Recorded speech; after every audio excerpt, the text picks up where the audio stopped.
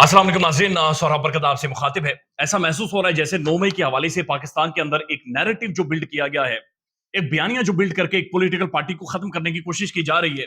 ये हालात बदलने वाले हैं, ये हालात तब्दील होंगे चूंकि पाकिस्तानी मुआशरा इस चीज को मानने को तैयार नहीं है। इससे पहले इमरान खान ये बातचीत करता रहा, लेकिन आज एक बहुत बड़ी डेवलपमेंट हुई है। एक ऐसी डेवलपमेंट हुई है जिसने पाकिस्तानी पॉलिटिक्स को, जो मौजूदा पॉलिटिक्स है, उसके डायनामिक्स बदल कर रख दिए हैं, एक नैरेटिव को बदल कर रख दिया है। और आप ये कह सकते हैं कि सिक्के का दूसरा रुख अब खुलकर सामने आ गया है, क्योंकि वुकला ने ललकार दिया है। यानी काला कोट सड़कों पर आने को तैयार है और काले कोट ने स्टेप उठा दिया है।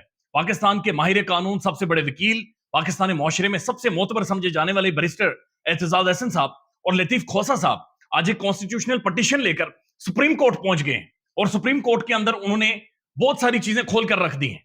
उन्होंने बातचीत शुरू कर दी है, उन्होंने एक डिबेट शुरू करवा दी है कि 9 मई को असल में हुआ क्या।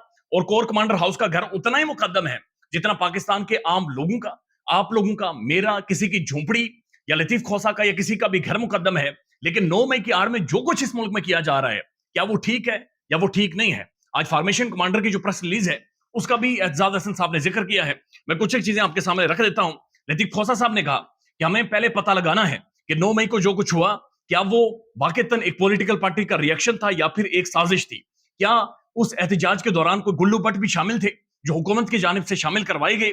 उन्होंने कहा कि ऐसा कैसे मुमकिन है कि कुछ लोगों से प्रेस कॉन्फ्रेंस करवाकर उन्हें छोड़ दें और बाकियों को आप अपनी मर्जी के मुताबिक मिलिट्री कोर्ट्स में ले जाकर ट्रायल करें। 9 मई के पीछे छुपकर सिर्फ एक पार्टी को खत्म करने की कोशिश की जा रही है और सब कुछ खत्म हो रहा है। ऐसा नहीं होने देंगे। वकला बरादरी ऐसा बर्दाश्त नहीं करेगी। तमाम फैसले कानून के मुताबिक होंगे। आइन सुप्रीम है, सब आइन के नीचे हैं, कोई भी आइन से ऊपर नहीं है। 9 मई एक सानिहा है जिसकी एक इन्वेस्टिगेशन तहकीकात होनी चाहिए। अदालतें मौजूद हैं, एंटी टेररिज्म कोर्ट मौजूद हैं, सिविलियन कोर्ट्स यानी सिविल कोर्ट्स मौजूद हैं। उसके बाद उन्होंने कहा कि मिलिट्री कोर्ट्स ये कोर्ट ही नहीं है, यानी मिलिट्री अदालत होती ही नहीं है। ये कंसेप्ट ही गलत है। ये गलत वर्ड कोर्ट का मिलिट्री कोर्ट्स के साथ जोड़ा जा रहा है, बल्कि ये एक ट्राइब्यूनल है जिसका जो फैसला आता है उसमें रीजन लिखा ही नहीं जाता। यानी मिलिट्री कोर्ट्स में अगर मेरा या आपका ट्रायल होगा तो हमें जो सजा दी जाएगी या जो फांसी होगी या जो उम्र कैद होगी, बुनियादी तौर पर उसकी रीजन ही नहीं लिखी जाएगी, उसकी वजूहात ही नहीं लिखी जाएंगी कि किस बुनियाद पर हमें सजा दी गई है, बल्कि सिर्फ एक वर्ड लिखा जाएगा, एक लफ्ज लिखा जाएगा, गिल्टी और नॉट गिल्टी, यानी कि मुजरिम है या फिर मुजरिम नहीं है, लेकिन इसके अलावा उसकी कोई रीजन नहीं दी जाएगी। उन्होंने कहा कि ये सिर्फ एक लफ्ज का फैसला है, इन्हें आप अदालतें नहीं कह सकते। कोर कमांडर हाउस इतना ही मुकद्दम है जितना एक गरीब की झोंपड़ी है, जितना शरियार आफरीदी का घर है, जितना बाकी लोगों का घर है, उतना ही कोर कमांडर हाउस भी मुकद्दम है।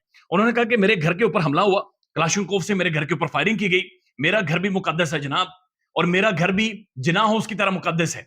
वो मेरे लिए जन्नत है, मेरे लिए सबसे ज्यादा मुकद्दस चीज है, वो भी उतना ही मुकद्दम और मुकद्दस है। उसके बाद उन्होंने कहा कि इसमें कोई शुबा ना रहे कि हम इसके खिलाफ आवाज उठाएंगे। ऐसा नहीं हो सकता कि आप मर्जी के मुताबिक मिलिट्री ट्रायल करें और कुछ लोगों को छोड़ दें, सिर्फ वो प्रेस कॉन्फ्रेंस करना शुरू हो जाए और इस वजह से आप छोड़ दें। और साथ साथ उन्होंने ये भी कहा कि जो कॉन्स्टिट्यूशनल पटिशन सुप्रीम कोर्ट के अंदर दायर करवाई गई है, उसमें मरियम नवाज शरीफ, उसमें ख्वाजा आसिफ, उसमें अयाज सादिक, इन सब की वो स्टेटमेंट भी शामिल की गई हैं जो आर्मी के खिलाफ थी, जो फौज के खिलाफ थी, जो इदारों के खिलाफ थी, जो एस्टेब्लिशमेंट के खिलाफ थी। यानी आपको याद होगा ख्वाजा आसिफ साहब ने कौमी असेंबली में खड़े होकर कहा था कि आपने हमें 65 हराया, आपने हमें 71 हराया, आप हमारी हड्डियों के ऊपर से बोटियां नोच कर खा गए हैं, आप हमारा गोश्त खा गए हैं। आपको याद होगा कि सादिक साहब ने कौमी असेंबली में खड़े होकर कहा था कि जब अभिनंदन पकड़ा गया तो हमारे आर्मी चीफ आए और इनके माथे के ऊपर पसीना था और इनकी टांगे कांप रही थी। मरियम नवाज शरीफ साहब प्रेस कॉन्फ्रेंसेस में डीजीआईएसआई और आर्मी चीफ को ललकारती रही हैं, लेकिन उस वक्त एक खामोशी थी, उस वक्त एक सन्नाटा था। लेकिन आज जो कुछ हो रहा है, आई डोंट नो कि वो किन वजूहात की बुनियाद पर हो रहा है। उसके बाद इन्होंने कहा कि मुक्तदिर हल्के सबसे ज्यादा खुद को ऊपर समझते हैं, एक हाइब्रिड सिस्टम इस मुल्क के अंदर जारी है, वफादारियां तब्दील करवाई जा रही हैं, जो इंसान वफादार नहीं है वो इंसान ही नहीं है। लोगों के दिलों की धड़कन को तुम नहीं रोक सकते, लोगों के दिलों से पॉलिटिकल पार्टीज को नहीं निकाल सकते। खुदारा ये खेल तमाशा बंद करें। हमने पटिशन की है, हम फौज को मजबूत करना चाहते हैं और फौजी अदालतों को बुनियादी तौर पर हम लोग नहीं चाह रहे कि उनमें सिविलियंस का ट्रायल हो।